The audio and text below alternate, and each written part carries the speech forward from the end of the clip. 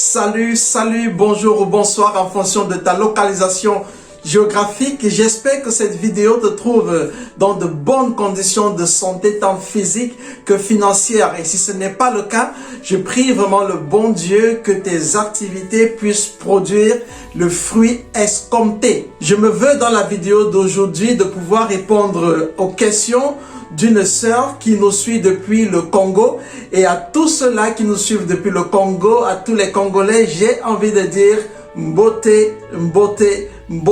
J'espère que je prononce bien. Je disais tantôt que la vidéo de ce jour, je la consacre à répondre à la question d'une sœur depuis le Congo qui m'a contacté à travers Facebook pour me faire part de son inquiétude au sujet de sa situation financière. Elle est extrêmement endettée, elle n'arrive pas à joindre les deux bouts et elle ne sait plus quoi faire. Alors peut-être toi aussi tu te trouves dans la même situation, tu ne sais pas comment sortir, n'est-ce pas, de ce bourbier financier dans lequel tu te trouves parce que tu as des créanciers, des gens à qui tu dois de l'argent et en même temps tu dois, n'est-ce pas, assurer ton rythme de vie quotidien.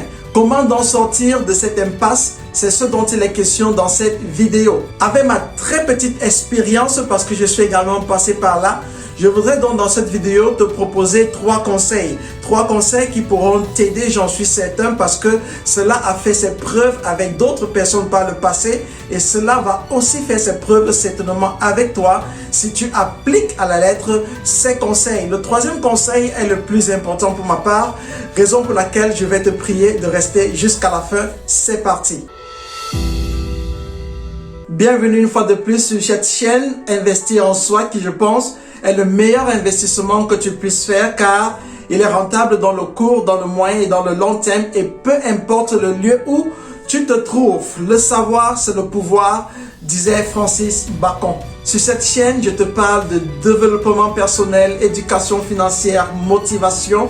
Si ce sont des thématiques qui t'intéressent, alors pourquoi ne pas à cet instant T t'abonner et ensuite cliquer sur la cloche de notification pour être alerté de toutes mes nouvelles publications. Si tu te retrouves dans une situation similaire à celle de notre sœur, c'est certainement parce que tu as violé une loi de l'argent.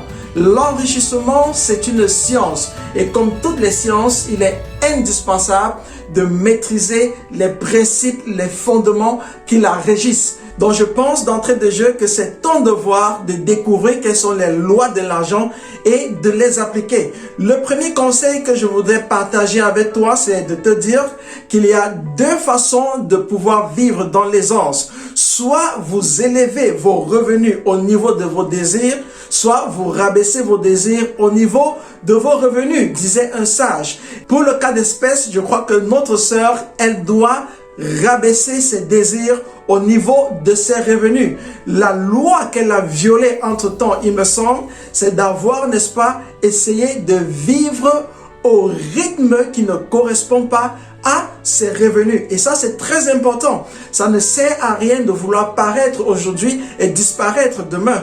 Le pauvre a cette mauvaise habitude de vouloir toujours démontrer qu'il peut maintenir un rythme de vie qui n'est pas le sien.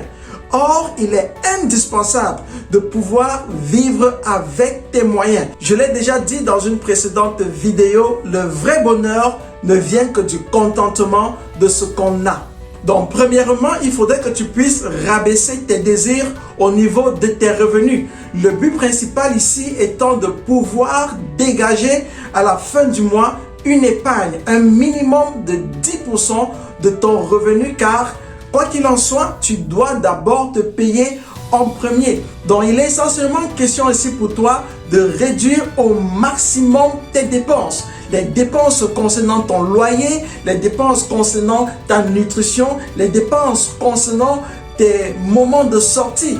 Si financièrement tu n'es pas apte à avoir des loisirs, de te donner des petits plaisirs comme aller prendre un plat au restaurant avec les enfants, avec ton époux, aller passer quelques jours, n'est-ce pas, dans un hôtel huppé, si tes moyens financiers ne te le permettent pas, alors il faut tout simplement que tu te dises que pendant un certain temps, tu n'auras pas droit à ce type de loisirs. Il va falloir que tu payes le prix maintenant pour jouir d'une meilleure santé financière demain. D'ailleurs, John Connor Maxwell le dit très bien. You either pay the price now and you enjoy tomorrow, or you enjoy now and you pay the price tomorrow. But you will always have to pay the price. Donc, soit tu payes le prix maintenant et tu t'amuses demain, soit tu t'amuses maintenant et tu payes le prix demain. Mais quoi qu'il en soit, tu devras toujours payer le prix. Donc, mon conseil, c'est de pouvoir, n'est-ce pas, payer le prix maintenant, réduire au maximum tes dépenses en te disant que le but ultime de cette opération, c'est de pouvoir dégager une épargne de 10%. Comment réduire tes dépenses? Allons par exemple sur le côté nutritionnel. Tu peux très bien adapter ta nutrition en fonction des aliments que tu as sur le plan local. Un exemple très simple pour le petit déjeuner, j'imagine que dans ta localité, le maïs, ça ne manque pas. Tu peux faire de la bouillie de maïs pour les enfants, pour le petit déjeuner et en prendre toi-même. Pas donc nécessaire d'aller acheter du pain chez le boulanger parce que cela te coûte plus cher. Également, il y a la possibilité de faire des beignets bananes. La banane est très moins chère, très bien accessible.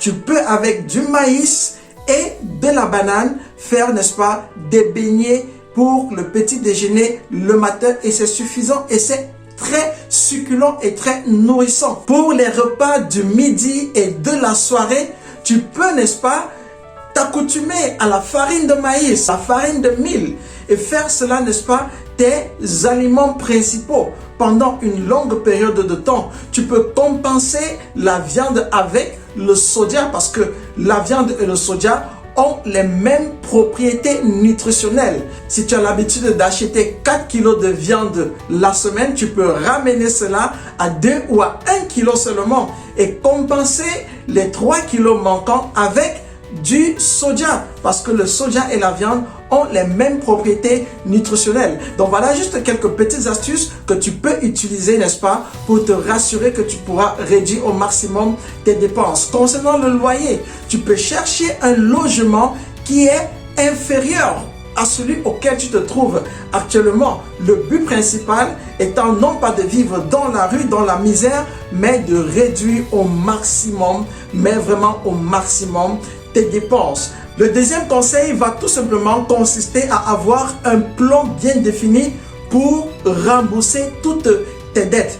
Déjà, il faut que tu ailles vers ceux à qui tu dois de l'argent, vers tes créanciers. Tu dois considérer ici que tu es l'esclave de celui à qui tu dois de l'argent. Ce n'est pas lui qui doit courir après toi, mais c'est toi qui dois courir après lui. Tu devrais aller vers tes créanciers avec beaucoup de politesse, les supplier de pouvoir te permettre de les rembourser de façon échelonnée. Donc, à travers le premier conseil qui consiste à réduire au maximum tes dépenses, tu pourras, n'est-ce pas, avoir une certaine marge. Cette marge-là, tu vas donc l'utiliser pour rembourser tes créanciers. Je prends un exemple. Supposons que tu touches 1000 $ par mois. Des 1000 $, tu dois épargner minimum 100 $, c'est-à-dire 10%. Il reste 900 $. Les besoins nutritionnels, les besoins d'eau, de facture, d'électricité, les besoins de logement, supposons que tout cela doit te prendre 500 $. Alors, il te reste 400 $. C'est avec ces 400 $ que tu vas, n'est-ce pas, voir dans quelle mesure mettre de côté un autre fonds pour des urgences, disons 100 $. Il reste 300 $. Et c'est sur ces 300 $ que tu dois miser pour rembourser tes créanciers. Allez donc vers chacun d'eux et leur proposer un plan de remboursement de façon échelonnée. Si tu le fais avec beaucoup d'humilité, je suis certain que par compassion, ils vont accepter, n'est-ce pas, le plan que tu leur proposes. Et ainsi, tu pourras faire d'une pierre deux coups. Épargner ce qui est important, capital, pour une meilleure santé financière demain et également rembourser tes dettes tout en maintenant un rythme de vie qui est convenable. Bien évidemment, un rythme de vie qui correspond à ton revenu. Le troisième conseil, comme je le disais, qui pour moi est le plus important, c'est la lecture. Je t'invite à lire un livre que je considère comme l'un des best-sellers en matière d'éducation financière au niveau de l'Afrique. C'est La chèvre de ma mère. Si tu n'as pas encore lu ce livre, alors je te conseille vivement de faire le nécessaire. Mets vraiment le paquet pour lire ce livre, La chèvre de ma mère. À partir de cela, tu comprendras comment des fortunes peuvent être bâties. Et si tu veux aller encore plus loin, je te conseille un autre livre titré L'homme le plus riche de Babylone. Si tu as des difficultés à avoir accès à ce livre, alors je te laisse mon contact dans la barre de description de la vidéo. Tu peux, n'est-ce pas, prendre contact avec moi et je m'arrangerai afin que tu puisses avoir possession de ces livres de la façon la plus légale possible. Ceci dit, pour rapidement résumer ce que je viens de partager avec toi pour sortir de cette situation de crise dans laquelle tu es endetté et tu n'arrives pas à joindre les deux bouts, premièrement, il faut rabaisser tes désirs au niveau de tes revenus. Il faut aller vers tes créanciers avec un plan, n'est-ce pas, de remboursement qui te permet non seulement d'épargner un minimum de 10% de ton salaire, d'avoir un rythme de vie convenable en fonction de tes revenus et par conséquent, avec la marge qui se dégage, pouvoir rembourser tes créanciers. Et enfin, et le plus important, c'est de lire La chèvre de ma mère, L'homme le plus riche de Babylone. Merci d'avoir écouté cette vidéo jusqu'à la fin. Si elle t'a plu, n'hésite surtout pas de me donner un pouce bleu et de me dire si tu es passé par une situation similaire, comment, n'est-ce pas, tu as pu t'en sortir. Les astuces que tu as utilisées, cela pourrait davantage nous aider car je ne possède pas la science infuse. Je te donne rendez-vous samedi prochain pour la suite de nos activités sur cette chaîne. Et d'ici à là, je te souhaite un succès retentissant dans toutes tes entreprises. À samedi prochain, s'il plaît à Dieu. Bye.